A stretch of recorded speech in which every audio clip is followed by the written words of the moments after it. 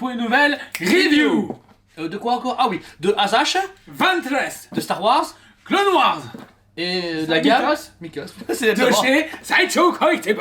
Alors, une statue très attendue par les fans. Vous avez pu voir, on vous a fait la Sidious, on vous a fait la Dark Maul, et forcément la Trinité va être complète avec la Et qui est la Asash. plus attendue, je trouve quand même. On a eu ça à l'envers. On a eu du coup une sortie précommande Asash, Sidious et Dark Maul, et en fait les reviews ont été complètement inversées, faute de sortie. C'est une statue magnifique, échelle 1/5 qu'on a un gros gueule dessus, qu'on montre en détail. De suite. Boum! Voici du coup la Asash Ventress de Sideshow Collectible. Alors déjà première impression, waouh! Elle dégage déjà une force bien différente des autres. Elle a déjà une aisance dans sa position, le socle est On original. n'a pas une impression de déjà vu en fait. Voilà, exactement. C'est tout nouveau. C'est rafraîchissant et en même temps c'est ce qui correspond au personnage de A à Z. Donc on a un mélange de Sœur de la Nuit avec l'apprenti Sith qu'elle est auprès de Dooku. Donc vraiment ils ont réussi à mixer tout ce qu'il fallait et un crâne forcément des créatures d'Atomir qui... Voilà, tout est raconté. Et c'est pour moi la vraie mythos. Première chose à dire, Sideshow, vous avez trop scotch. Ça se voit, c'est scotché comme psychopathe à l'intérieur de la boîte. Je te jure, peut-être c'est... Non mais elle est cassée? Non. Ah! Oui, mais en attendant, putain, ils ont scotché. Ok. Donc voilà, alors ici on va commencer par le plus important souvent, c'est le visage, parce qu'en plus il y a deux visages. Le premier ici, vous pouvez voir, c'est le visage en fait capé, avec vraiment sa capuche, qui rappelle plus le côté Sœur de la Nuit. Je trouve voilà, on est dans le style Sœur de la Nuit, avec justement ses yeux tracés et ses tatouages. Le visage est super bien fait. Franchement, il est Alors super beau. malheureusement, aucune actrice n'a interprété Asash dans le monde de Star Wars, c'était que du Clone Wars. Donc Pour forcément, l'instant. pour l'instant, il est fort inspiré des versions comics sorties auparavant par Delcourt, en tout cas dans l'univers légende dorénavant, mais elle est retracée super bien. Son visage plus aquilin, enfin je sais pas, les tracés sont bien faits et la peau, le tour de la peau un peu bleuté, gris, gris blanc je dirais, qui est vraiment gris beau. bleu. Gris bleu pour Jordan. Alors ensuite, vous savez l'enlever, donc c'est fortement aimanté et ce n'est pas que la tête, vous voyez vous avez le début du cou aussi qui s'enlève, c'est très très fort aimanté, ça c'est bien. Et ensuite vous avez la deuxième tête qui est, moi pas ma préférée, mais elle donne plus de prestance au personnage parce qu'on peut mieux voir son visage. Vous avez le visage donc sans tatouage mais avec les yeux blancs.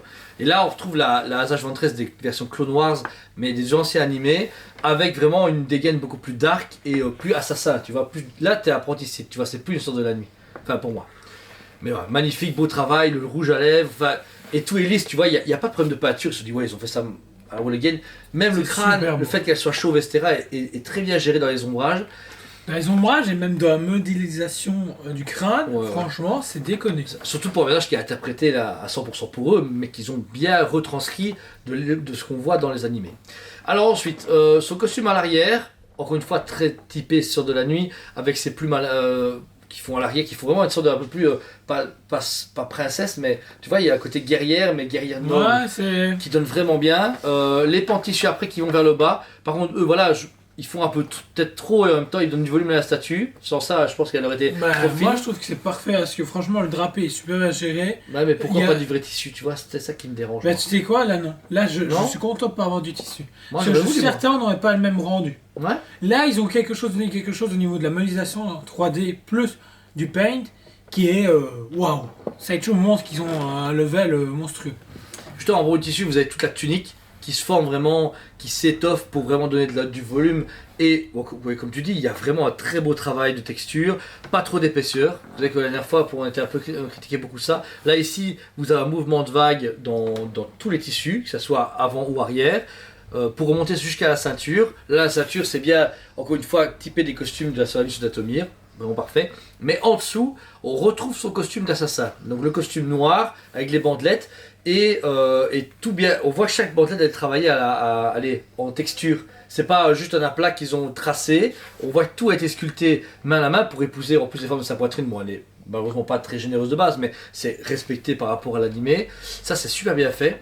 Et les positions de sabre laser qui sont très typiques de Asash. Ça, j'aime bien. Ouais, franchement, elle a rien. Et puis, ils ont repris ce qu'ils utilisaient déjà sur les deux autres. Ouais. Franchement, ça va être chaud. Moi, j'aime moins, moi. Moi, j'aurais aimé des lames plus fines parce que il y a... En fait, je comprends l'idée d'innover, mais j'aime mieux, moi, les lames bien fines. Ah, casse. Donc voilà. Notez juste un truc un peu curieux, c'est que donc ces manches sabre laser sont très bien faits, mais au bout, on voit qu'il y a moyen qui peut un peu les accrocher, mais théoriquement, quand on a la version Hasbro en main ou même quand on voit dans l'animé, elle peut les clapper pour faire un double comme Dark Maul. Et là, je sais pas comment elle pourrait le faire avec ces modèles. Donc on voit bien que c'est un modèle mythos. Non, mais c'est vrai, mais il faut être puriste. Plus bas, vous avez donc du coup ces deux pieds qui s'appuient mais avec aucune problème de jointure sur le socle. C'est déconné. C'est super bien fait. Vous avez un début d'arbre, de végétation. De végétation. On dirait un arbre. Par contre, l'arbre, il est bien fait, mais il fait très comics en fait. J'aime bien, mais je retrouve pas de réalisme, je retrouve du comics. Non, ben c'est justement, j'allais dire pareil. On n'est pas sur une patte vraiment réaliste, on est vraiment sur du comics. C'est déconné comme on passe de quelque chose de très réaliste à quelque chose de très comique. Bah, même elle est très bien faite, mais elle est pas réaliste parce que pour moi, elle ne fait pas réel, elle fait comics. Pour moi, on dirait, en fait, tu la coupes, tu la mets dans une page de BD, c'est pareil. Comme Dark Maul et Sidious viennent d'un film, là tu vois comme elle a aucune origine, ils sont lâchés sur ouais, on va interpréter, on va y aller à fond, même sur le crâne de la créature, il est génial, les pics, la dentition, etc. sont hyper bien gérés. Et on voit qu'ils sont lâchés. Et on lui a dit, tu fais on la voit trappe, qu'ils ont comme pu tu faire veux. ce qu'ils voulaient en Ouais. fait. Parce que Disney a fait voir, on sait même, ça se trouve, ils savent même pas s'ils vont l'utiliser un jour. Goof, faites ce que vous voulez. Ouais, c'est ça. Et là, c'est ça que j'aime. Même jusqu'au crâne, un petit peu moins bien fait, mais d'un Zabrak justement, comme Dark Maul, qui est au sol. Il est juste un peu trop blanc par rapport au reste. Je trouve qu'ils l'ont un peu foutu comme ça, genre. bah, je trouve qu'ils auraient pu aller plus loin au niveau du paint à ce Voilà. niveau-là. Ouais. Mais le reste, la végétation et l'arbre sont hyper bien travaillés. Vous l'avez vu en détail, cette magnifique H23 par Sideshow Collectibles. Voilà, que dire que. Ah bah, wow. comme je vous avais dit, vous allez pouvoir Sidious Dark Maul chez nous. Moi, c'est mon coup de cœur parce que c'est la seule vraie mythos de la nouvelle gamme mythos. Parce que moi, j'ai les 5 premières, je les ai collectionnées à l'époque, etc. Et elles racontaient tout quelque chose. Elles avaient cette séparation entre l'origine et le futur. Là, c'est pareil. On a l'origine sur de la nuit et la future apprenticite. Et elle a tout ce qu'il faut. Et cette patte comique, ce travail, enfin, waouh quoi. Et même le prix, on est dans les autres prix habituels. C'est pas au genre 750, on est comme entre 650 et 680 € plus ou moins. À la vente, etc. Et franchement, c'est ouf ce qu'ils ont réussi à sortir. Et en plus, par contre, à 4500 exemplaires, je t'avoue, ils nous avaient demandé à moins. Je sais pas pourquoi, Dark Maul, ok, mais Azash, elle a pété les scores en fait en précommande.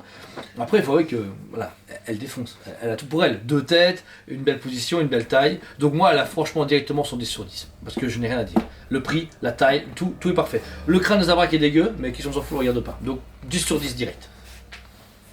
Bah, moi je te rejoins à 10 sur 10 aussi également. Je trouve que le travail est vraiment sublime. Ils ont fait quelque chose de dingue à tout niveau. Et d'original, de jamais vu. D'original, jamais vu. Surtout que voilà, à l'heure actuelle qu'on parle, la nouvelle précommande Mythos est tombée, Anakin.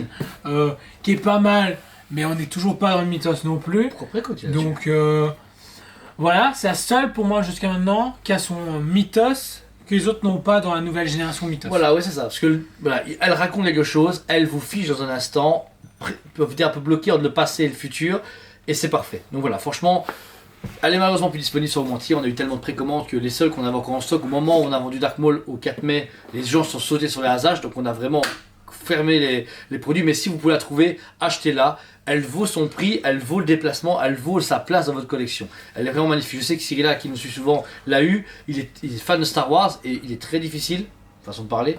Eh bien, il l'a adoré. The Witcher. The Witcher, chez Sideshow. Donc voilà. En tout cas, voilà. Merci de nous suivre. N'oubliez pas de vous abonner à notre chaîne. Vous avez vu, on a beaucoup de contenu exclusif et on est un duo dynamique qui vous donne des produits tous les jours à 8h du matin. Donc, merci de vous abonner. Suivez-nous parce que plus on est abonné, plus on peut accéder à d'autres fabricants et à d'autres exclusivités ou même des fois à des avantages que Prime One, Bandai ou même des fois d'autres fabricants qu'on ne connaît pas comme Hasbro peuvent des fois nous donner des choses. Donc grâce à vous, vous avez du contenu exclusif et on fait même des fois des concours et ça pour les faire gagner. Donc voilà, n'hésitez pas à vous abonner. Merci pour tout ce que vous faites. Rejoignez sur toutes les plateformes que vous pouvez. ToysMate TV est là pour vous. Et on vous dit À très bientôt. on vous aime beaucoup et on vous dit à très bientôt.